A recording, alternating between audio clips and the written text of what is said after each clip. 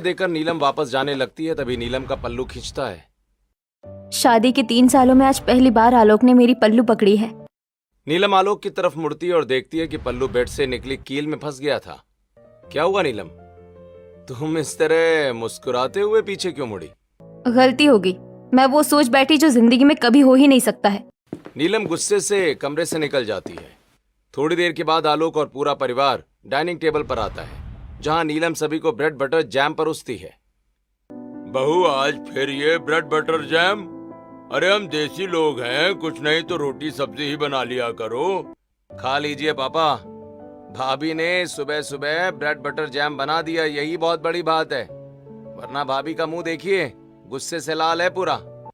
लाल भी क्यों ना हो, अपने बड़े भाई के चेहरे को देखिए, ना कोई मजाक मस्ती ना कोई रोमांस, सिर्फ काम। नाश्ता करके आलोक और अरुण ऑफिस के लिए निकल जाते हैं। ऐसे ही एक दिन नीलम झाड़ू मार रही होती है। मम्मी पापा, वो देखिए भाभी कैसे मुंह बनाकर झाड़ू मार रही है। अरे गर्मी कितनी बढ़ गई है, बहू अकेले पड़ जाती है, इसीलिए सही से घर का काम नहीं कर पा रही है।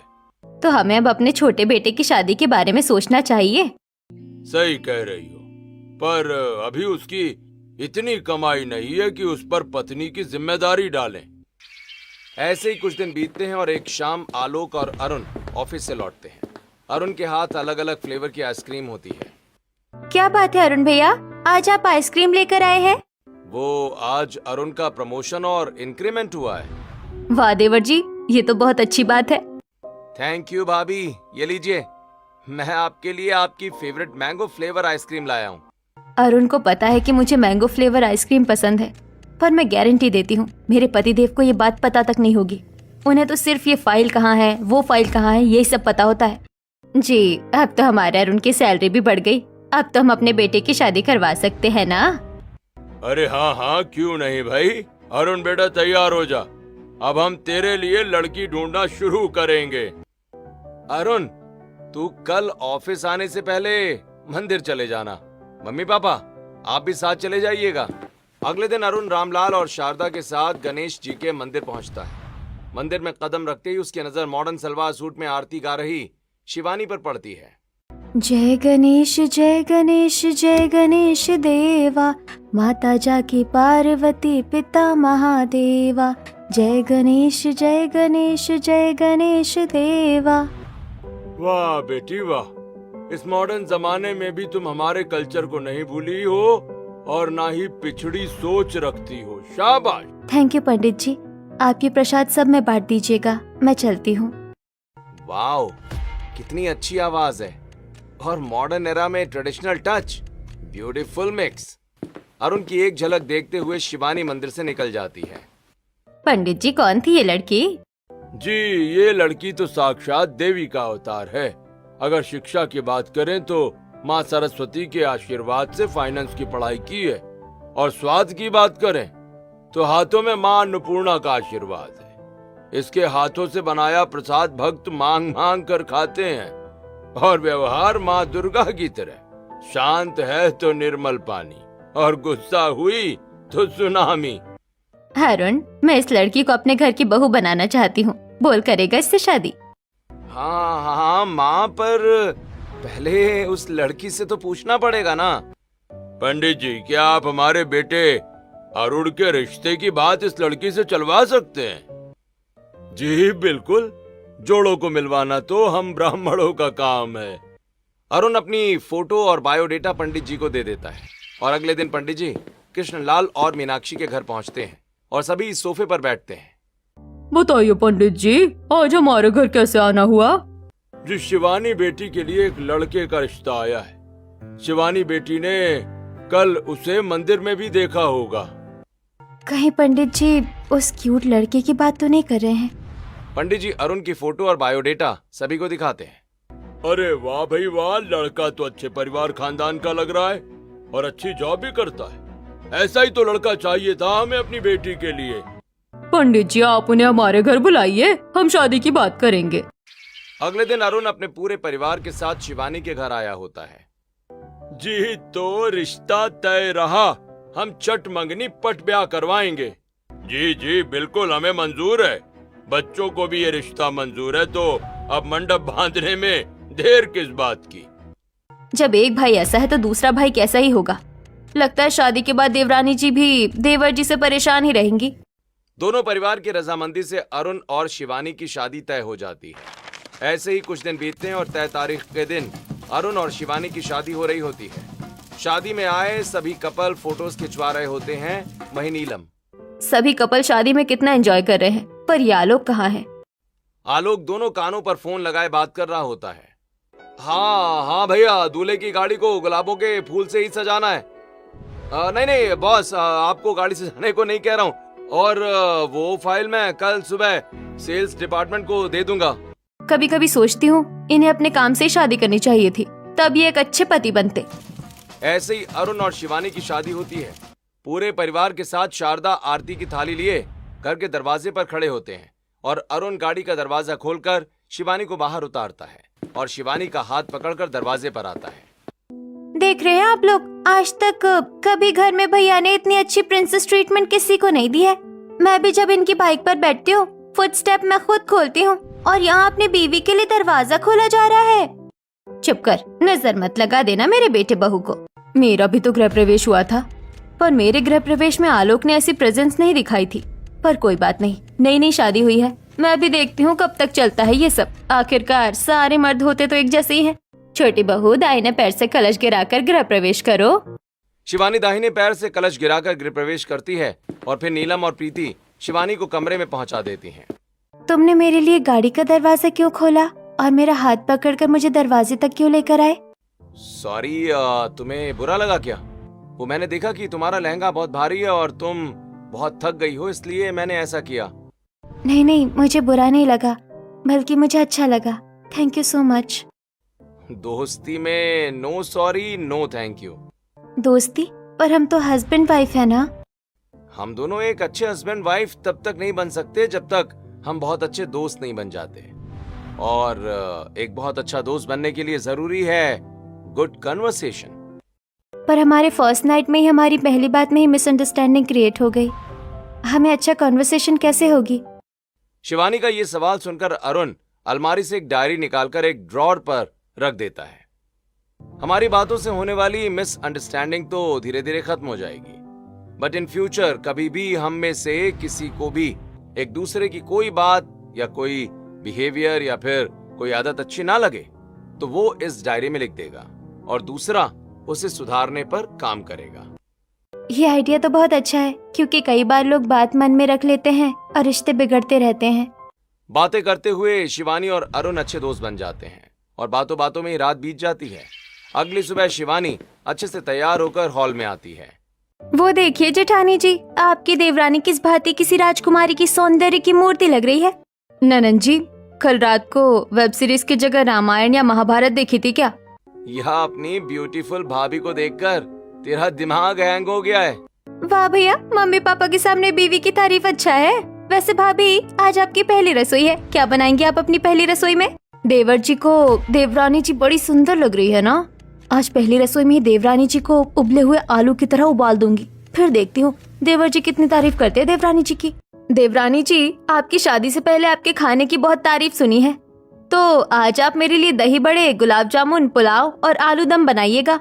बहू, मेरे लिए पूरी और पनीर की सब्जी बनाना। भाभी, मेरे लिए पास्ता और लंच के लिए पिज्जा मैं कैंटीन में गरम करवा लूंगी। और बहू, सबसे पहले शगुन की खीर बनाना भगवान को चढ़ाने के लिए। ठीक है, आप लोग थोड़ी देर इंतजार कीजिए, मैं खाना बना कर लाती हूँ। शिवानी किचन में आती है और कमर में पल्लू खोसकर चूल्हा जलाकर बर्तन इकट्ठा करने लगती है। तभी अरुण भी किचन में आ जाता है और फ्रिज से आलू निकालकर धोने लगता है। अरे अरुण, ये तुम क्या कर रहे हो? हे, मैं तुम्हारी मदद कर रहा हूँ। मेरी मदद? पर क्यों? मैं खाना बना लूंगी। खाना तो तुम ही बना लोगी, पर इस गर्मी में तुम्हें अकेले थोड़ी ना परेशान होने दे सकता हूँ। और पता नहीं क्यों किसी ने ध्यान नहीं दिया और तुम्हें पहली रसोई में इतना सारा खाना बनाने के लिए कह दिया। कोई बात नहीं, घर की नई बहू से लोगों को काफी अरमान होते हैं। अगर ऐसे पति का प्यार और सपोर्ट मिले तो मैं घर का क्या, पूरे मोहल्ले का खाना बना दूं। अरुण किचन के छोटे कामों में शिवानी की मदद करता है, जिसकी वजह से वो सभी की फरमाइशों का खाना तैयार करने लगती है। तभी किचन के दरवाजे पर नीलम आती है। मैं तो यहाँ देवरानी जी की बुरी हालत देखने आई थी, पर यहाँ तो देवर जी देवरानी जी के कामों में हाथ बटा रहे हैं। शादी के पहले दिन इनका रिश्ता इतना मजबूत कैसे हो सकता है, जबकि इनकी भी तो मेरी तरह अरेंज मैरिज ही हुई है। अपने देवर और देवरानी के रिश्ते को देखकर नीलम को जलन होने लगती है। वहीं पहली रसोई में ही शिवानी और अरुण का रिश्ता और मजबूत हो जाता है और शिवानी सभी को डाइनिंग टेबल पर खाना परोसती है। तुम बताओ बड़ी बहू, तुम्हारी देवरानी ने तुमसे अच्छा खाना बनाया है या नहीं? वाह देवरानी जी, क्या खाना बनाया है आपने, बहुत टेस्टी है। अब मुझे अच्छे से पता है कि खाना बनाने में आपकी मदद हमारे प्यारे देवर जी ने की है। अच्छा, तभी हम सभी हॉल में बैठे थे और भैया गायब थे। भाई वाकई खाना बहुत अच्छा बनाया है तुमने। आज तक मेरे खाने की तारीफ नहीं की इन्होंने, और आज मेरे देवर देवरानी के खाने की तारीफ कर रहे हैं। बड़ी बहू, अपने देवर देवरानी की नजर उतार दो, ताकि उनके रिश्ते को देखकर कोई जलकर नजर ना लगा दे। अपनी जलन को मन में दबाकर नीलम अपने देवर देवरानी की नजर उतारती है। ऐसे ही कुछ दिन बीतते हैं और एक शाम अरुण हाथों में केक लिए ऑफिस से लौटता है। अरुण, तुम केक लेकर आए हो? किसी का बर्थडे है क्या? मैं अपनी शादी की फर्स्ट वीक सेलिब्रेट करने के लिए केक लाया हूँ। अब जल्दी से केक कट करो। एक हफ्ते पहले इसी वक्त हम दोनों मंडप में बैठे थे, याद है? वाह, कितना रोमांटिक मोमेंट है। Let's click pictures. Shivani cake cut करती है, फिर अरुण शिवानी एक दूसरे को केक खिलाते हैं और अरुण शिवानी को चेस गिफ्ट करता है। वाह, चेस चेस तो मेरी हॉबी है। मुझे पता था चेस तुम्हारी हॉबी है, इसलिए मैं चेस सेट लेकर आया हूँ। अब हम दोनों चेस खेलेंगे। आप लोग बातें कीजिए, मुझे एक प्रेजेंटेशन पर वर्क करना है। Good night. आलोक कमरे में चला जाता है। वहीं प्रीति और शिवानी फोटोज क्लिक करके इंस्टाग्राम पर पोस्ट करती हैं और अगले दिन नीलम बालकनी में खड़ी पोस्ट के कमेंट पढ़ रही होती है। लवली कपल, बेस्ट कपल, बेकार कपल, ये सब बकवास है। पति पत्नी के रिश्ते में ऐसा कुछ नहीं होता है। ऐसे ही कुछ दिन बीतते हैं और एक दिन हॉल में आलोक फाइल पढ़ रहा होता है। आलोक, दोपहर में हम मॉल चलेंगे, तुम मेरे लिए कोई अच्छी सी ड्रेस पसंद करना। हाँ ठीक है, मैं अभी ऑफिस जा रहा हूँ। आलोक ऑफिस के लिए निकल जाता है। दोपहर के वक्त नीलम आलोक को फोन कर रही होती है, लेकिन मीटिंग में बैठा आलोक फोन काट देता है। क्या हुआ बहू, तू तो कह रही थी मॉल जाएगी, जाती क्यों नहीं? आलोक मेरा फोन ही नहीं उठा रहे हैं, उन्हें मेरी बात की कदर ही नहीं है। कोई नहीं, मैं अकेले ही शॉपिंग मॉल चली जाऊंगी और अपनी पसंद की ड्रेस खरीदूंगी। जा बहू, जब तेरा पति ही तेरा फोन नहीं उठा रहा तो कोई क्या कर सकता है इसमें। ऐसे ही शाम होती है, सभी छत पर चाय नाश्ता कर रहे होते हैं। अरुण, कल तुम अपने हेयर कट करवा लेना, बहुत बड़े हो गए हैं। हे अच्छा बताओ कि कौन सा हेयर स्टाइल करवाऊं? आओ अच्छा गूगल पर फोटो चेक करते हैं। सभी के सामने अरुण शिवानी से अपनी हेयर स्टाइल सिलेक्ट करवाता है और तुरंत घर से निकलता है और थोड़ी देर में शिवानी की पसंद की हेयर स्टाइल बनवाकर लौटता है। हे शिवानी, हेयर स्टाइल ठीक है ना? परफेक्ट, पर ये कान के पास थोड़ी छोटी और होनी चाहिए थी। हे वेट, मैं अभी इसे फिक्स करता हूँ। देवर जी देवरानी जी की कितनी बात मानते हैं और आए दिन उन्हें गिफ्ट भी देते रहते हैं और उनकी हॉबीज का ध्यान रखते हैं, और एक मेरे पति देव हैं। इतना रोमांटिक मोमेंट है, पर कोई रोमांटिक बात नहीं। ऐसे ही अगले दिन रामलाल शारदा अपनी दोनों बहुओं के साथ टीवी देख रहे होते हैं। भगवान, हमारे गांव की फसल बेचकर अच्छे पैसे मिले, उन पैसों का क्या किया जाए? पंडित जी बता रहे थे छोटी बहू ने फाइनेंस की पढ़ाई की है, उसी से पूछते हैं। छोटी बहू, तुम बताओ मैं क्या करना चाहिए? पापा जी, अभी मार्केट अच्छा है, आप शेयर मार्केट में इन्वेस्ट कर दीजिए और फिर पैसों की शॉर्ट टर्म एफडी कर दीजिएगा। मुझसे तो इन्होंने नहीं पूछा, और पूछेंगे भी क्यों? जिसका पति बाल भी पूछकर बनाता हो उससे पूछेंगे, या जिसका पति फोन न उठाता हो उससे पूछेंगे। ऐसे ही कुछ दिन बीतते हैं और एक दिन नीलम वेस्टर्न कपड़ों में पूरे परिवार के साथ मंदिर आई होती है। नीलम, वैसे तो तुम साड़ी पहनती हो और आज पूरा परिवार बाहर आया तो तुमने वेस्टर्न कपड़े पहने। तुमने कहा बाहर चल रहे हैं, इसलिए मैंने वेस्टर्न कपड़े पहन लिए। मुझे क्या पता कि तुम मंदिर आ रहे हो। कपड़ों से क्या फर्क पड़ता है, भगवान का दर्शन तो जैसे भी किया जा सकता है। शिवानी, इस मंदिर में सभी पति अपनी पत्नियों को अपनी बाहों में उठाकर 108 सीढ़ियां चढ़ते हैं और फिर भगवान के दर्शन करते हैं। हम भी ऐसे ही भगवान के दर्शन करेंगे। शिवानी के ना करते हुए भी अरुण शिवानी को अपनी बाहों में उठाकर सीढ़ियां चढ़ने लगता है। वहीं बाकी सब भी पीछे पीछे चलने लगते हैं। देवर जी को देखकर भी आलोक मुझे इग्नोर कर रहे हैं। वो भी तो मुझे अपनी बाहों में उठाकर भगवान का दर्शन करवा सकते हैं। मैं भी नीलम को अपनी बाहों में उठाकर भगवान के दर्शन करवाता, पर नीलम ने कपड़े ही ऐसे पहने कि उसे बाहों में उठाना सही नहीं रहेगा। ऐसे ही कुछ दिन बीतते हैं और एक दिन देर रात पानी पीने के लिए उठी नीलम अपने देवर और देवरानी के कमरे के सामने से गुजरती है, जहां अरुण शिवानी को कमर से पकड़कर बात कर रहा होता है। हे शिवानी, तुम मुझे बहुत अच्छी लगती हो यार। तुम्हारी काली घटाओं जैसे बाल, कोयल जैसी आवाज, नागिन की तरह ये पतली कमर और ये गहरी आंखें। मैं तुम्हारी बीवी हूँ, कोई ग्रीन फॉरेस्ट का जंगल नहीं जो तुम मेरी ऐसे तारीफ करते हो। अरुण अपने फोन पर रोमांटिक सॉन्ग प्ले करके फोन को बेड पर फेंक देता है और शिवानी के साथ रोमांटिक डांस करने लगता है। मेरा और आलोक का रिश्ता तो ऐसा नहीं है, तो फिर देवर और देवरानी जी का रिश्ता भी ऐसा नहीं होना चाहिए। मैं देवर और देवरानी जी का रिश्ता खत्म कर दूंगी। इतना कहकर नीलम अपने कमरे में आती है, जहां आलोक ईमेल्स टाइप कर रहा होता है, जिसे देख नीलम और चिढ़ जाती है। ऐसे ही एक दिन शिवानी बालकनी में गीले कपड़े फैला रही होती है, तभी वहां अरुण आता है। हे शिवानी, तुमने मेरी वो कल वाली पैंट धो दी क्या?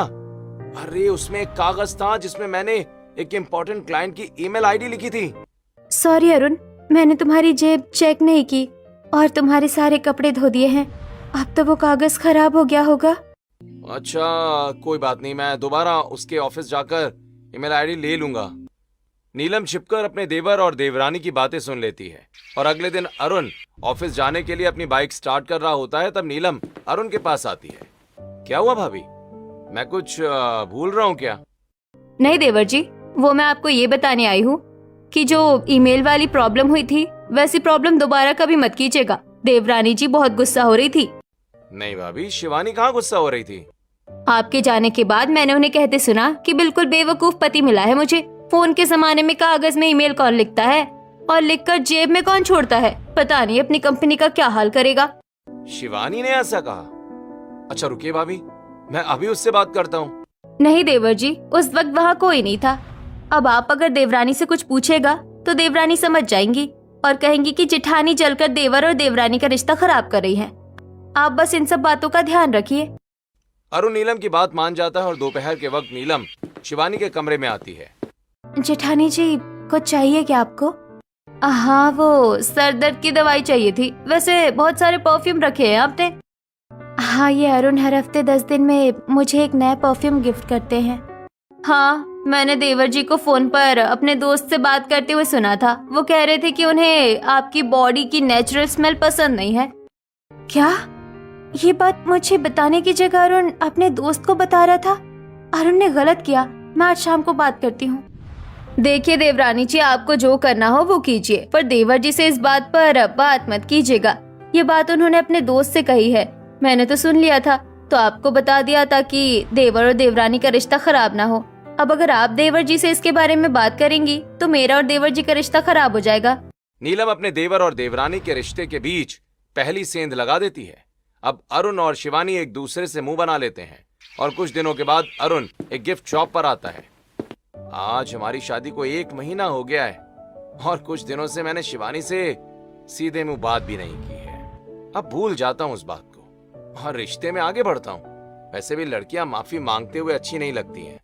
अरुण एक कपल स्नो बॉल खरीदता है और घर आकर कमरे में शिवानी को गिफ्ट करता है। हे शिवानी, आज हमारी शादी को 1 महीना पूरा हो गया है, इसलिए मैं तुम्हारे लिए एक रोमांटिक गिफ्ट लेकर आया हूँ।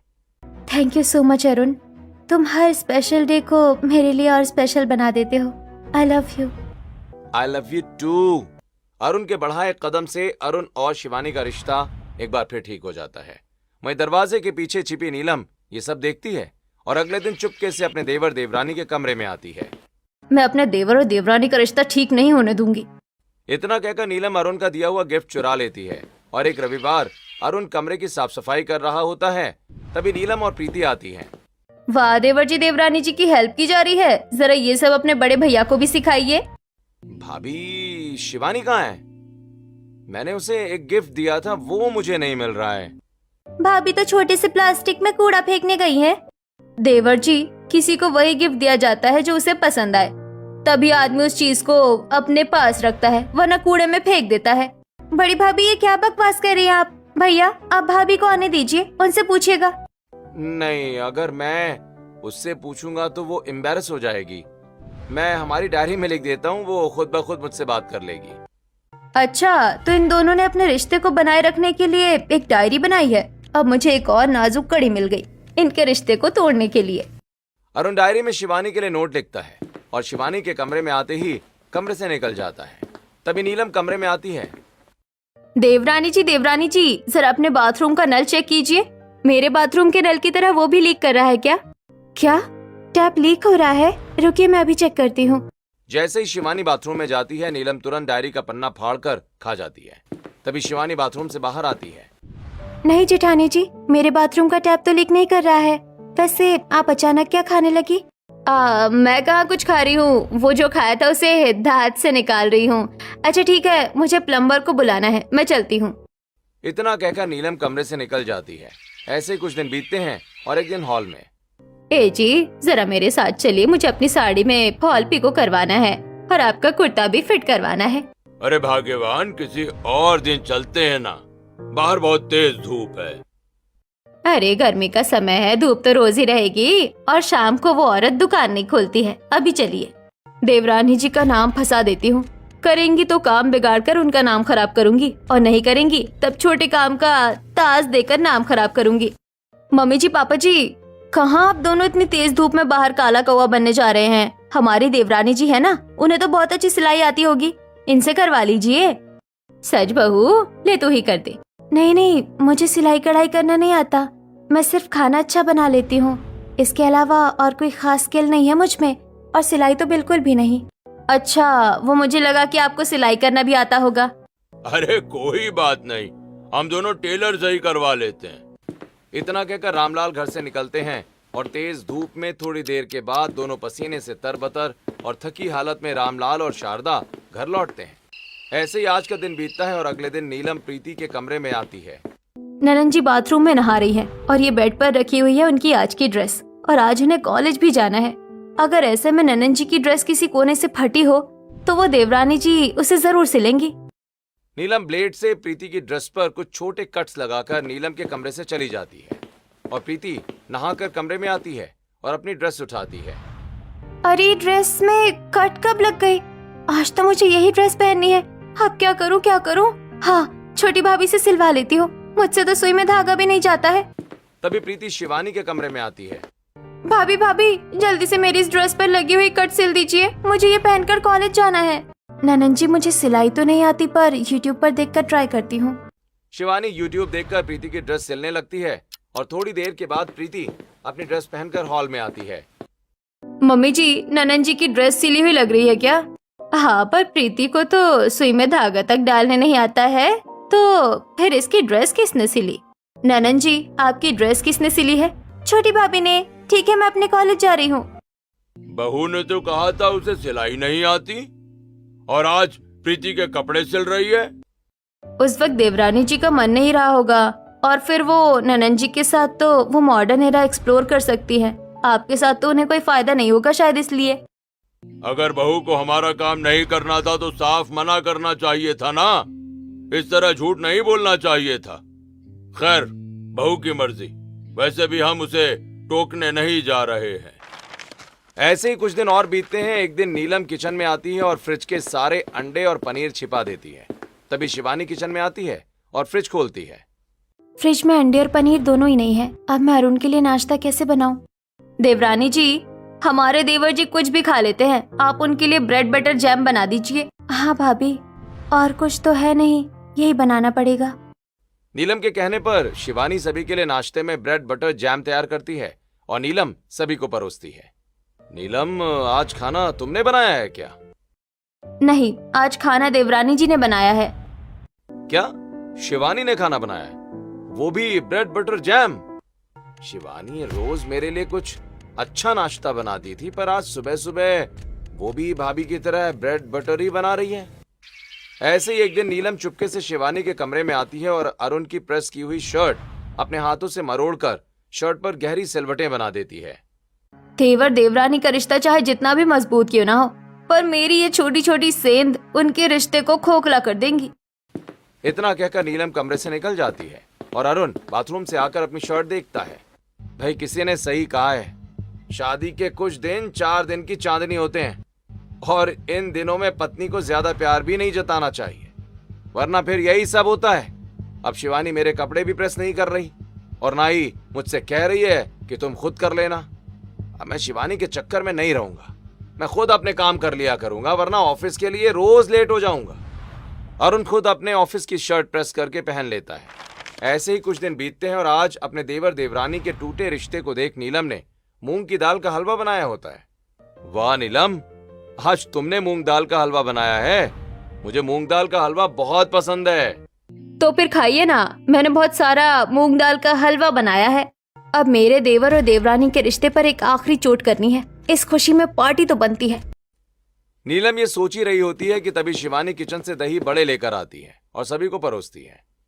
वाह, बड़ी भाभी ने बड़े भैया की पसंद का मूंग दाल का हलवा बनाया है और छोटी भाभी ने छोटे भैया की पसंद के दही बड़े बनाए हैं। आज बहुत दिनों बाद अरुण और मैं दोनों खुश हैं। अब मैं हम दोनों के बीच की सारी दूरियां खत्म कर लूंगी। मैं देवर और देवरानी जी के रिश्ते को तोड़ने की कोशिश कर रही हूँ और देवरानी जी अपने रिश्ते को बचाने की, पर बचा नहीं पाएंगी। पता नहीं क्यों लग रहा है कि अब सब कुछ पहले जैसा अच्छा होने वाला है। शिवानी बड़ी बारीकी से नीलम के चेहरे को पढ़ने की कोशिश करती है। ऐसे ही कुछ दिन बीतते हैं और एक दिन नीलम की गैर मौजूदगी में शिवानी घर वालों से बात कर रही होती है। आप लोगों को तो याद ही होगा कि जेठानी जी की मैरिज एनिवर्सरी आ रही है। हाँ हाँ भाभी, याद तो नहीं था, पर अगले हफ्ते ही है उनकी मैरिज एनिवर्सरी। हमें भैया और जेठानी जी की एनिवर्सरी सेलिब्रेट करनी चाहिए। नहीं, इसमें फालतू के पैसे खर्च होंगे। नहीं भैया, ज्यादा खर्च नहीं होगा, सिर्फ हम घर वाले ही रहेंगे और कोई नहीं। खुद का रिश्ता संभाला नहीं जा रहा है और भैया भाभी के रिश्ते की फिक्र कर रही है। जरूर इसमें भी कुछ मतलब छुपा होगा इसका। ऐसे ही कुछ दिन बीतते हैं और आज नीलम और आलोक की एनिवर्सरी होती है। सभी हॉल में इकट्ठा होते हैं। हैप्पी मैरिज एनिवर्सरी नीलम। हैप्पी मैरिज एनिवर्सरी आलोक। हैप्पी एनिवर्सरी भैया और भाभी। आलोक, तुम्हें याद थी हमारी एनिवर्सरी? वैसे हम अपनी एनिवर्सरी कैसे सेलिब्रेट करेंगे? घर पर केक काट कर सेलिब्रेट करेंगे, और कैसे। आलोक की बात सुनकर नीलम गुस्से में अपने कमरे में चली जाती है। क्या जरूरत है एनिवर्सरी सेलिब्रेट करने की? जब घर में ही सेलिब्रेट करना है तो केक काटने के अलावा क्या एक्स्ट्रा करेंगे? केक काट कर खाना खाकर सो जाएंगे बस। ऐसे ही शाम होती है। अरुण और आलोक ऑफिस से घर लौटते हैं और फिर पूरा परिवार तैयार होकर हॉल में आता है, जहां प्रीति नीलम और अरुण के लिए एक शानदार केक लाती है। वाह, ये केक तो बहुत अच्छा है ननन जी। प्रीति, ये केक तो काफी महंगा लग रहा है। मैंने कहा था ना, ज्यादा पैसे खर्च मत करना। भैया, आज भी आप पैसे ही देख रहे हैं, पहले केक कट कीजिए। आलोक और नीलम केक कट करते हैं। पूरा परिवार केक खाता है और फिर मैंने भैया और जेठानी जी की शादी नहीं देखी है, क्यों ना आज उनकी मैरिज एनिवर्सरी के दिन हम उनकी शादी की वीडियो देखें। वैसे तो मुझे देवरानी जी फूटी आंख नहीं पसंद है, पर उनका ये आइडिया मुझे बड़ा अच्छा लगा। हाँ हाँ ननन जी, जरूर। शिवानी पूरे परिवार के साथ हॉल में टीवी के सामने बैठ जाती है और टीवी पर एक वीडियो प्ले करती है। नीलम शिवानी के कमरे में आती है और शिवानी की कबर्ड खोलकर एक फाइल निकालती है। ये देवर जी की इम्पोर्टेंट फाइल है, मैं इसे छुपा देती हूँ। फिर देवर जी से कहूंगी कि देवरानी जी उनकी चीजों का ध्यान नहीं रखती है, और इसी तरह अपने देवर देवरानी के बीच झगड़ा करवाकर देवर देवरानी के रिश्ते को खत्म कर दूंगी। ये वीडियो किसने बनाई? जेठानी जी, चाल तो आप बहुत अच्छी चल रही थी, पर आप दो जगह मार खा गई।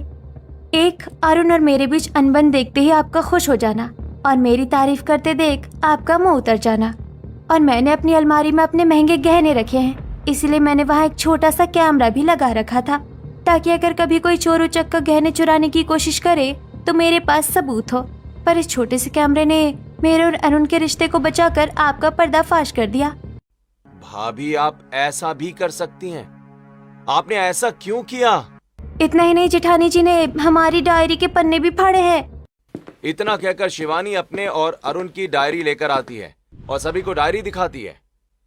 बहू, सच बताओ, तुम ऐसा क्यों कर रही थी? क्या दिक्कत है तुम्हें अपने देवर देवरानी के रिश्ते से? क्यों नहीं होगी दिक्कत?